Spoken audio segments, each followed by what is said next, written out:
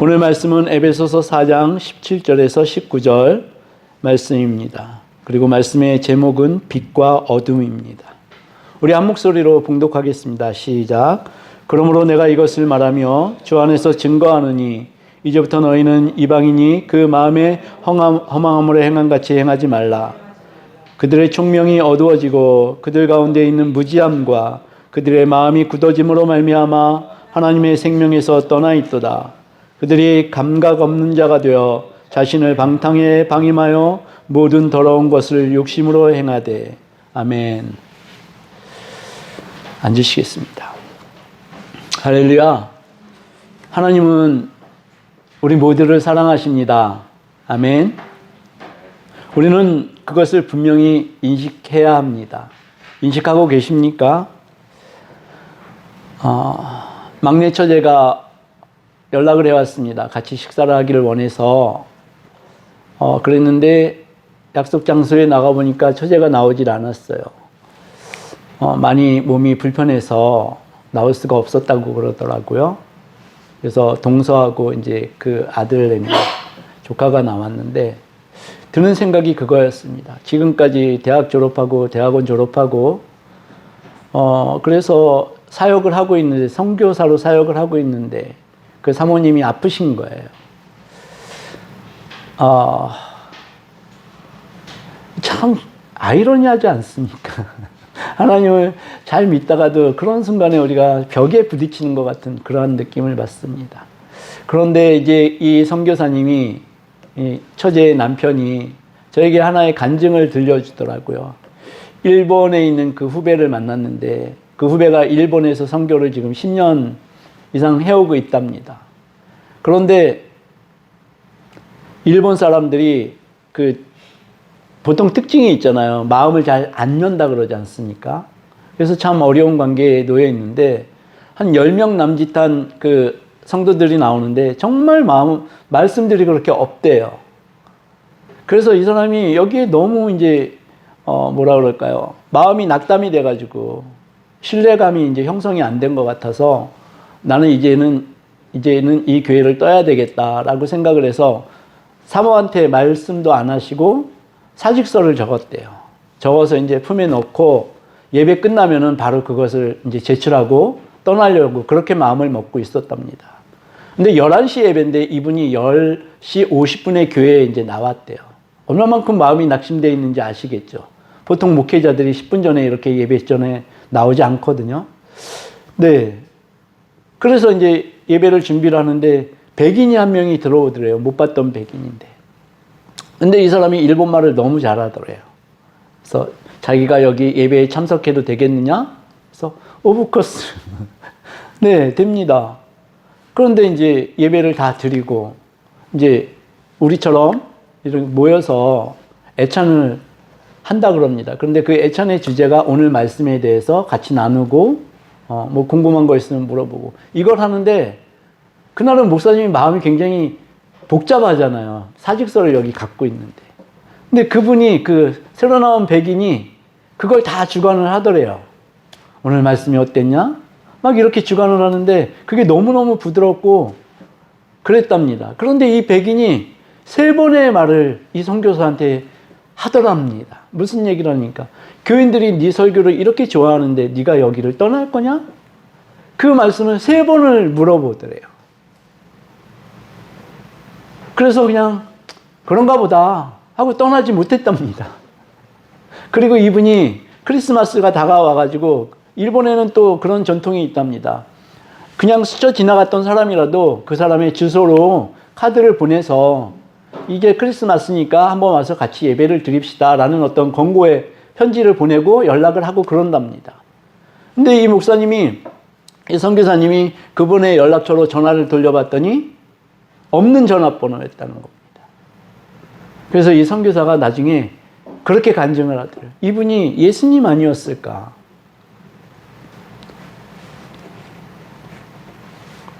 그랬답니다. 그래서 제가 하나님 참 치사하시네요. 그냥 평소에 좀 잘 되게 해주시고 그러면 얼마나 좋을까? 막판에 이렇게 꼭 몰릴 때만 주님이 나타나셔서 그렇게 하시는 거 보면은 제 어줍잖은 신앙으로서는 참 하나님 치사하십니다. 그런 생각이 들었습니다. 사실 이 성경에는 하나님께서 우리를 사랑하신다는 말씀이 정말 가득가득 맞아 터져 나올 만큼 그렇게 가득합니다. 그런데 우리는 삶에 지치고 채이다 보니까 이 하나님의 사랑을 제대로 하기가 어렵습니다. 그래서 우리가 그것을 제대로 인식하고 있는지 날마다 체크를 해봐야 됩니다. 우리가 하나님의 사랑을 인식하는 방법은 두 가지가 있습니다. 하나는 성경 말씀을 그냥 읽는 것입니다. 그런데 그 말씀이 어느 순간 그냥 믿어지는 거죠. 그래서 하나님이 나를 이렇게 사랑하시는구나 그렇게 인식하는 한 가지 방법이 있고, 두 번째 방법은 우리가 성령님을 만나는 것입니다.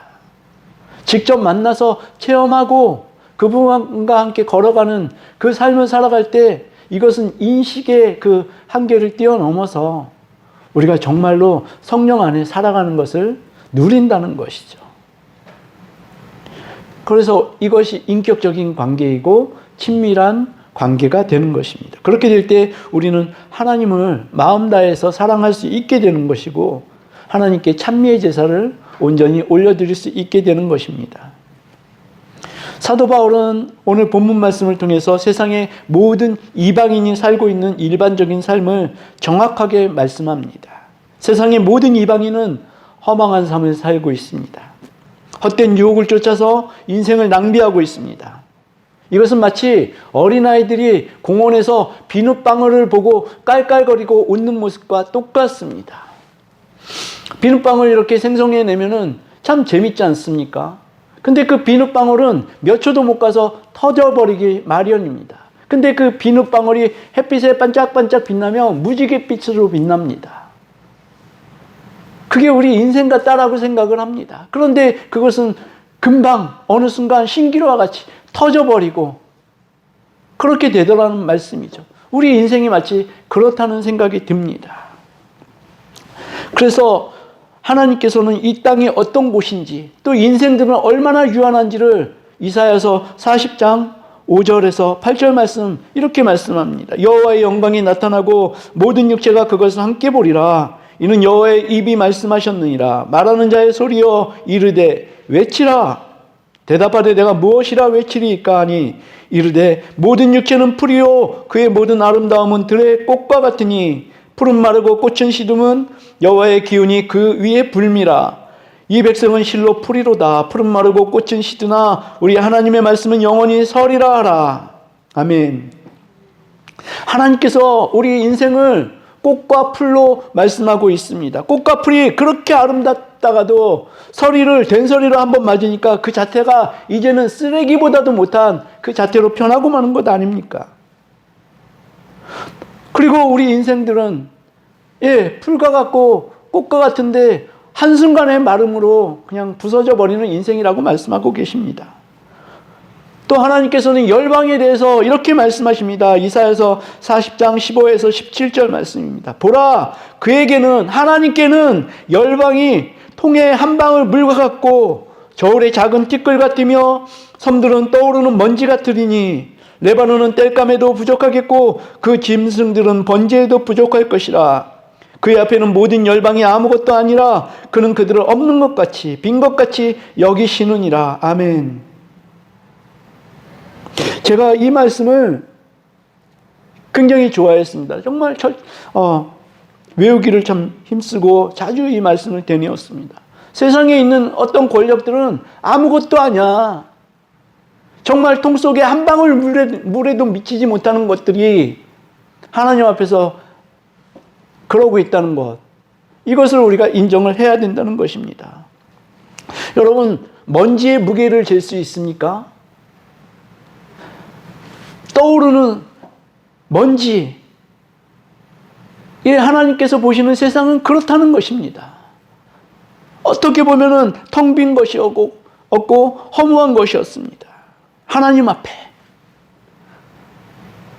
그래서 하나님께서 이렇게 말씀하셨고 우리는 문자적으로 이것을 이해하는 것이 아니라 하나님이 주신 총명으로 성령의 인도하심을 받아서 세상이 얼마나 허망한 것인지, 얼마나 텅 빈 것인지를 우리가 깨닫게 되어야 한다는 말씀입니다. 사도 바울은 본문 17절에서 인간 삶의 방식이 허망한 것, 텅 빈 것, 쓸모없는 것을 추구하고 있다고 말씀하고 있는데, 이제 18절과 19절을 통해서 그것을 심도 있게 설명합니다.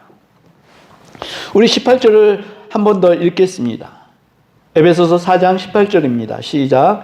그들의 총명이 어두워지고 그들 가운데 있는 무지함과 그들의 마음이 굳어짐으로 말미암아 하나님의 생명에서 떠나 있도다. 아멘. 이 구절에 의하면은 우리에게 있었던 것 두 가지를 알게 됩니다. 첫 번째, 우리에게 있었던 것은 총명이 우리에게 있었다는 말씀입니다. 그리고 두 번째는 하나님의 생명이 우리 가운데 있었다는 얘기입니다. 사도 바울은 우리를 다시 창세기로 옮겨놓고 있습니다. 하나님이 천지를 창조하시고 인간을 창조하실 때 그 코에 하나님의 생기를 불어 넣으셨습니다. 그리고 사람은 생명이 되었습니다.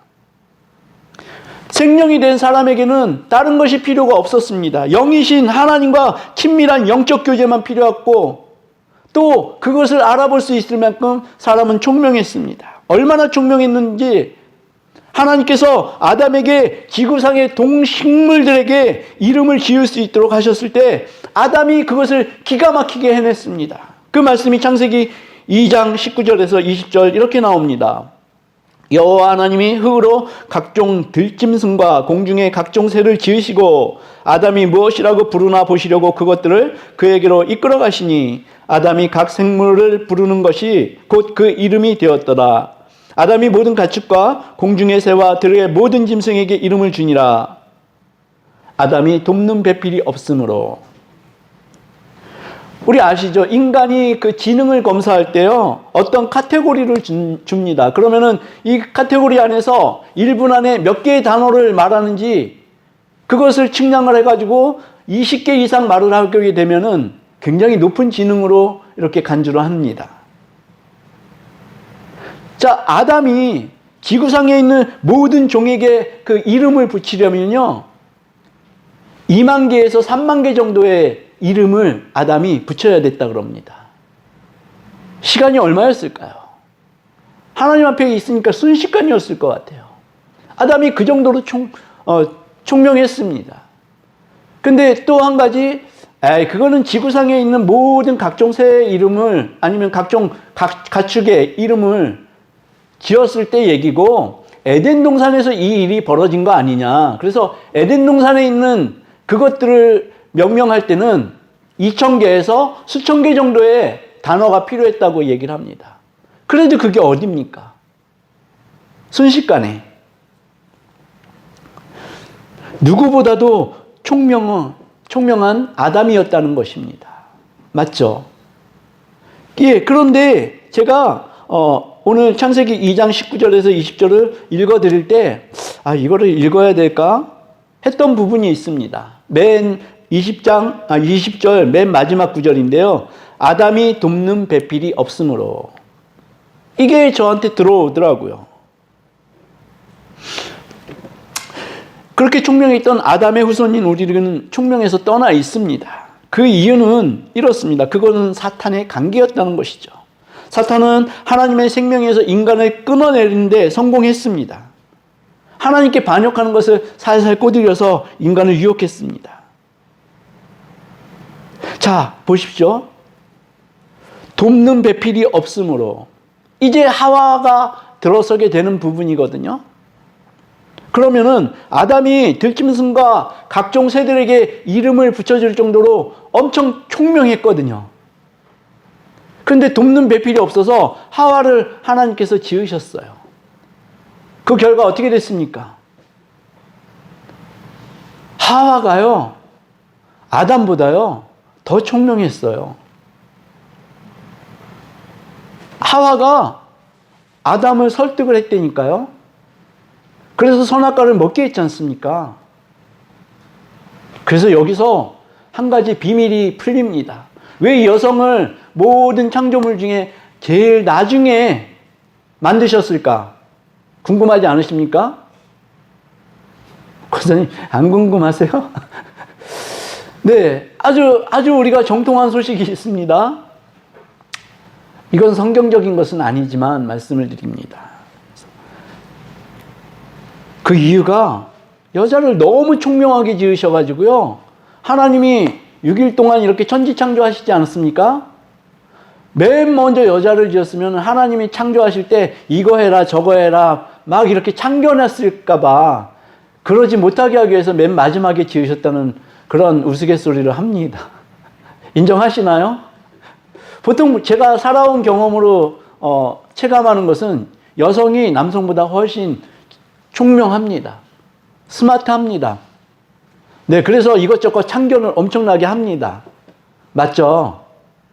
그래서 우리는 세 가지 음성에 이렇게 귀를 기울이고 해야 되는데 첫 번째가 뭐냐니까 어머니의 음성입니다. 엄마 말 잘 들어서 잘못되는 사람 거의 없습니다. 그리고 두 번째는 아내의 음성입니다. 그죠? 아내가 보통 남자들은 쓸모없다라는 얘기를 네, 다른 목사님도 하시더라고요. 저 인정합니다. 그래서 세 번째는 내비게이션에서 나오는 그 여성의 목소리를 잘 귀담아 들어야 된다. 이것이 남성들에게는 굉장히 총명한, 현명한 행동이다. 이것을 인정하십니까, 장로님? 네, 이 총명이 사탄의 관계로 어두워지게 되니까 사람이 무지해지고 그 결과 마음이 굳어짐으로 하나님의 생명에서 떠나게 된 것입니다. 이것이 어둠의 실체입니다. 제가 한밤중에 일어나가지고요, 책상 위에서 뭘 찾게 되는데, 불 켜러 가는 곳은 저쪽에 있거든요. 더듬거리고 있더라고요. 못 찾겠더라고요. 불을 켜니까 한 번에 찾을 수 있게 되더라고요. 어두운 곳에서는 우리가 찾아낼 수가 없는 것입니다. 빛이 있어야 되는 것입니다. 하나님께서 빛을 비춰 주셔야지 비로소 우리는 하나님을 찾고 만날 수 있게 되는 것입니다. 그래서 우리가 잘 아시듯이 구원은 우리에게서 나온 것이 아닙니다. 우리 스스로가 찾아낸 것이 아닙니다. 그것은 빛으로 오신 아기 예수님이 그리고 우리를 불쌍히 여기신 성령님이 빛으로 조망해 주신 이후에야 우리가 구원의 빛에 다다르게 된 것입니다. 캄캄한 세상, 아무것도 보이지 않는 절망적이고 두려움만 가득 찬 이 세상에서 그때 하늘이 호련히 열리고 환한 빛을 비추기 시작하였고 인류는 그 말씀 앞에 회복되고 생기가 생기는 삶으로 변화를 받을 수 있었던 것입니다. 그러나 아직도 세상의 모든 이방인은 총명이 어두운 상태에 있습니다. 그래서 그들은 하나님을 찾기는 찾되 만날 수 없고 계속 헛된 것, 허망하고 쓸모없는 것들 속에서 살다가 인생이 끝이 나고 맙니다. 20세기의 위대한 지성이라는 버트란트 러셀이라는 사람이 있습니다. 근데 이 사람이 책을 한 권 냈거든요. 너무나 유명한 책입니다. 사람들은 그 책에 열광했습니다. 책의 제목은 나는 왜 기독교인이 아닌가였습니다. 참 기가 막힌 반항아 아니었습니까? 자, 그 사람이 기독교인이 아니었던 이유가 있습니다. 성경을 볼 때 하나님을 증명해내지 못한다라고 이 사람은 비판합니다. 또 성경은 사람들을 두렵게 해서 하나님을 믿게 만들려는 의도가 있고 또 예수님은 지옥이라는 그 표현을 가지고 사람들을 거칠게 다루고 있다. 이렇게 비판합니다. 근데 첫 번째 말은 맞죠. 성경은 하나님을 증명하는 책이 아닙니다. 하나님이 선포하신 책입니다. 네, 그래서 우리가 다른 마음을 가지고 성경을 읽게 되면 하나님의 선포를 듣지 못합니다. 그래서 하나님을 증명해낼 수가 없게 되는 것이죠. 그리고 또 이 철학자는 하나님이 존재한다면 그 존재의 원인, 하나님보다 더 앞선 것이 있어야 된다. 그것이 물질이 탄생하는 과정 아니냐 이렇게 비판을 했습니다. 그런데 그것이 없기 때문에 성경은 허구다. 이렇게 비판을 했습니다. 그런데 많은 사람들이 거기에 동조를 하고 환호를 했습니다. 아, 그러니까 우리가 잘하고 있는 것이지. 네, 그랬습니다. 그런데 하나님은 뭐라고 하셨습니까? 그 이전의 원인이 필요 없습니다. 나는 알파와 오메가라고 하신 분이 하나님이십니다. 그리고 나는 스스로 있는 자라고 말씀하신 분이 하나님이십니다. 이것에 귀가 열려야 되는 것입니다. 그렇지 않으면 하나님을 볼 수가 없고 만날 수가 없는 것이죠. 또 성경이 두려움에 기반합니까? 빛이 두려움입니까? 어두움의 자식들과 거짓의 아비들은 빛이 두렵습니다. 네, 그러나 진리를 찾는 사람들에게는 빛이 있어야지 우리 예수님을 볼 수가 있고 하나님을 볼 수가 있다라는 말씀입니다. 그러나 빛이 없으면 볼 수 없습니다. 또 성경은 어떤 두려움으로 이렇게 가득 차 있는 것이 아니라 사랑으로 가득 차 있습니다. 이처럼 사랑하사 독생자를 주셨으니 얼마나 큰 사랑입니까? 독생자를 주시면서 우리를 사랑하신 그 사랑이요. 그런데 허망함으로 총명이 어두워진 사람들은 성경을 두려움으로 해석합니다. 허구라고 말합니다. 예수 그리스도께서 지옥에 대해서 말씀하신 것이 지옥을 가지고 위협하는 것입니까? 가스라이팅 하는 것입니까? 결코 그것이 아니라는 말씀입니다. 너희들은 지옥에 가면 안 돼. 그 얼마나 처절한 울부짖음이었습니까? 그것이 십자가의 처형 아니었습니까? 이게 얼마나 회개망측하고 말도 안 되는 소리입니까? 사탄이 이방인들의 눈을 가리려고 발악하면서 조장하는 그러한 언어인 것입니다. 이것이 마귀의 관계입니다. 가장 똑똑하고 가장 학문적으로 인정을 받는 사람을 통해서 하나님을 반역하게 합니다. 그리고 지성인들 뿐만이 아니라 하나님을 믿지 않는 다른 사람들도 마찬가지입니다. 뭐라고 합니까? 우리가 전도하면은 하나님을 보여줘. 그러면 내가 믿을게. 이렇게 말하지 않습니까? 그럴 때 여러분들은 뭐라고 대답하십니까? 할 말 없죠. 얀지는 잘 모르겠어요. 여보세요. 나도 하나님을 못 봤어요. 성경에도 하나님을 본 자가 없다라고 돼 있어요. 우리 주님은 여기에 대해서 말씀하시지 않습니까? 보지 않고 믿는 자가 복되다. 이것이 주님의 대답입니다. 우리들의 대답도 그렇게 돼야 되겠죠. 주님은 우리에게 빛으로 오셨습니다. 그 말씀이 요한복음에 가득합니다. 요한복음 1장 4절에서 5절 그 안에 생명이 있었으니 이 생명은 사람들의 빛이라. 이 생명이 사람들의 빛이라는 말씀입니다. 빛이 어둠에 비치되 어둠이 깨닫지 못하더라. 또 하나님도 빛이십니다. 요한복음 1장 1절 태초에 말씀이 계시니라. 예수님이시죠? 이 말씀이 하나님과 함께 계셨으니 이 말씀은 곧 하나님이시니라.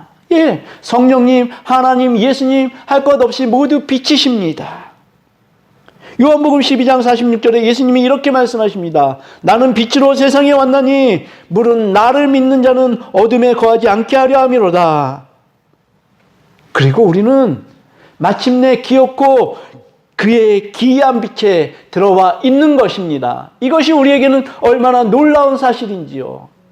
우리는 이것을 항상 떠올려야 합니다. 이 빛은 그냥 빛이 아니라 기이한 빛입니다. 세상 사람들이 볼 수도 없고 알 수도 없는 기이한 빛입니다. 베드로전서 2장 9절에 우리가 너무나 잘 아는 말씀이 있지 않습니까? 그러나 너희는 택하신 족속이요 왕같은 제사장들이요 거룩한 나라요 그의 소유가 된 백성이니 이는 너희를 어두운 데서 불러내어 그의 기이한 빛에 들어가게 하시니에 아름다운 덕을 선포하게 하려 하심이라. 아멘. 세상이 알 수도 없고 세상이 볼 수도 없는 이 빛. 그런데 세상 사람들이 왜 알 수도 없고 왜 볼 수도 없게 되었을까요?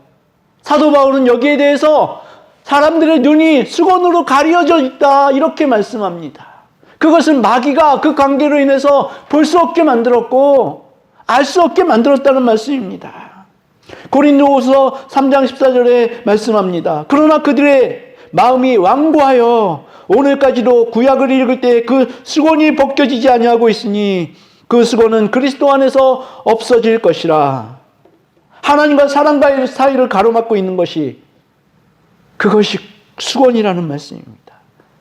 그것을 누가 그렇게 가로막게 했을까요? 사탄입니다.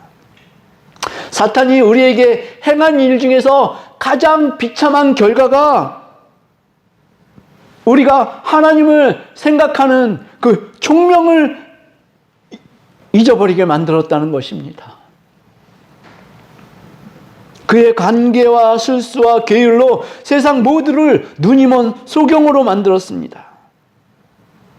이것을 없앨 수 있는 분은 우리 하나님뿐입니다. 우리 눈에서 장막을 벗겨내시기 위해 예수 그리스도가 이 낮고 천한 곳에 임하셨습니다. 그리고 성령님이 급하고 강한 바람 같은 그 질풍이 우리에게 임할 때 우리는 비로소 우리의 눈먼 것을 알게 되고 주님을 보게 되는 것입니다. 저는 환자를 위해서 기도합니다. 이것은 당연하죠. 특히 아내의 조속한 회복을 위해서 기도합니다. 정말 당연한 것 아닙니까? 예수님께서 부르짖으라고 했으니까 정말 힘없지만 나와서 부르짖기를 마다하지 않습니다. 그런데 이렇게 기도하다가 제게 한 가지 생각이 훅 들어왔습니다.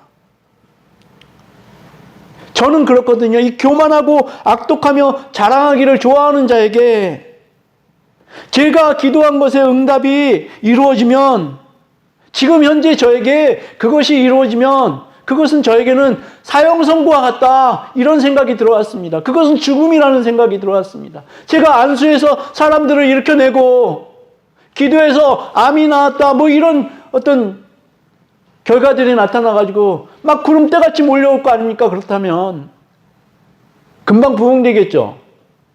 그러면 좋겠습니다. 그런데 생각해 보니까요, 만약에 제가 그런 일을 해낸다 그러면은 그건 저에게 완전히 치명상이 되겠더라고요. 믿음 없는 저에게 만약에 그러한 능력이 임하면은 얼마나 교만해지겠습니까? 얼마나 속에서 썩은 내가 진동하겠습니까? 제가 그것을 깨달았습니다. 그래서 내가 변하지 않고 예전에 제가 드렸던 그 말씀하고 똑같습니다. 내가 예수 그리스도의 사람이 아닌데 내가 경제적으로 부를 이루게 되면은 나는 하나님을 떠나갈 것입니다. 이 고백하고 똑같습니다. 그래서 정말 내가 예수 그리스도의 사람이 되었고, 네가 겸허한 종이구나, 정말 순전하게 순종하는 종이구나, 이러한 어떤 자세가 되었을 때 하나님이 부어주셔야 되는 것입니다. 그것이 맞지 않겠습니까? 제가 사는 길은 오직 그거밖에 없겠더라고요. 정말 오늘 아침에 그 생각이 들었습니다. 제사를 드릴 때 우리 깎아내지 않습니까? 사과 대가리도 잘라내고 배 대가리도 잘라내고 이렇게 하잖아요.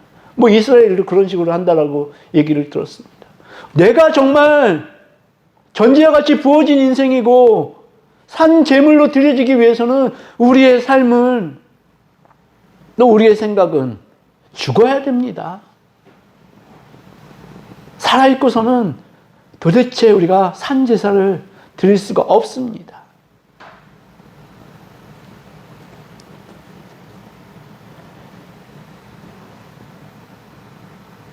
산 제사. 저는 운동을 집에서 하거든요. 그냥 앉아있으면 운동시켜주는 기계가 있어요. 그래서 그걸 하고 있다가 갑자기 기도가 생각이 났습니다. 존귀하시고 거룩하신 아버지 하나님. 그러는데 이 기도가 생각해 보니까요, 정말 어마어마한 기도더라고요. 내 고백이더라고요. 하나님을 내가 이렇게 부르는구나.